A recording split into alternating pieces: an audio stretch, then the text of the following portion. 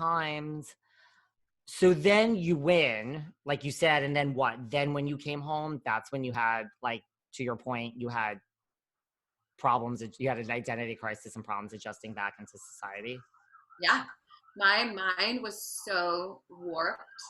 I came back and I didn't know who to trust.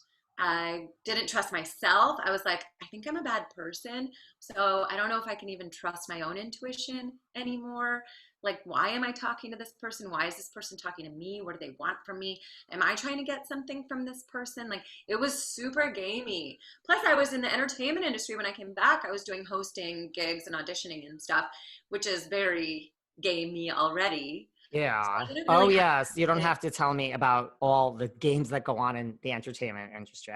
Yeah, It's you crazy. know. So yeah, I mean, even reading that book, it's probably helpful for people in the entertainment industry to like give you some give you some power for yourself.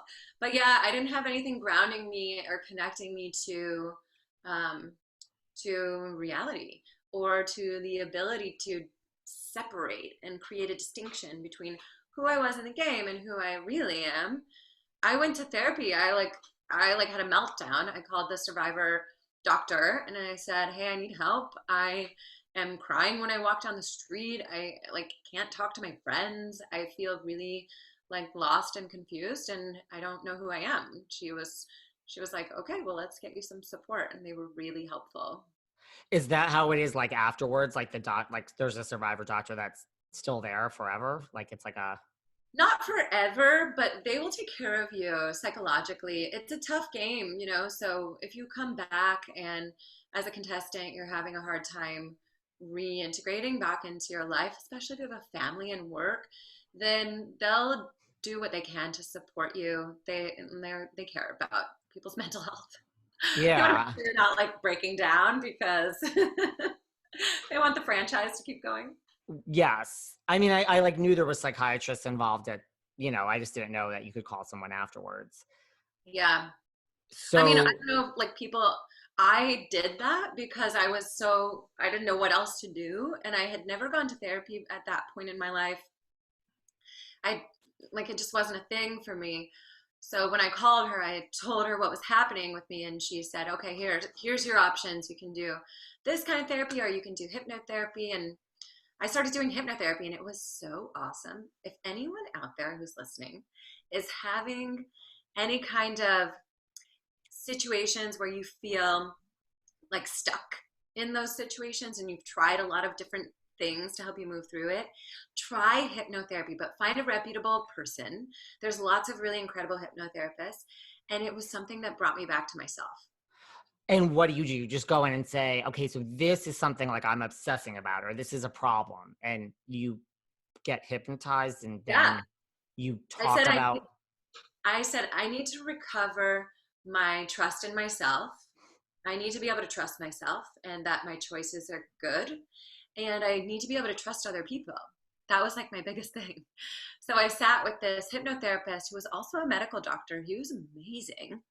And he would trance me and I would get super relaxed. It was like amazing. And I would just sit there and listen to him and he would tell me stuff and it would go in to my field and I was in this altered state of consciousness.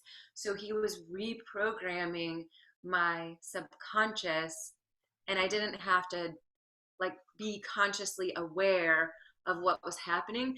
And then when I was done with a session, I would feel like I just had a full body massage. I was so relaxed and I felt great and integrated. And now, you know, knowing more about healing and therapy and yoga and all of these different modalities, what he was doing was really integrating my nervous system, letting my rest and relax response come online so that my body could start to heal and recover. Because if you're in fight or flight or that high anxiety, high stress state, which is yeah. high cortisol survivor, like that's survivor. And that's probably a lot of people existing in this world right now, especially with COVID, probably have really um, overactive fight or flight stress responses going consistently. Your body can't recover if you're in that mode. So you think differently.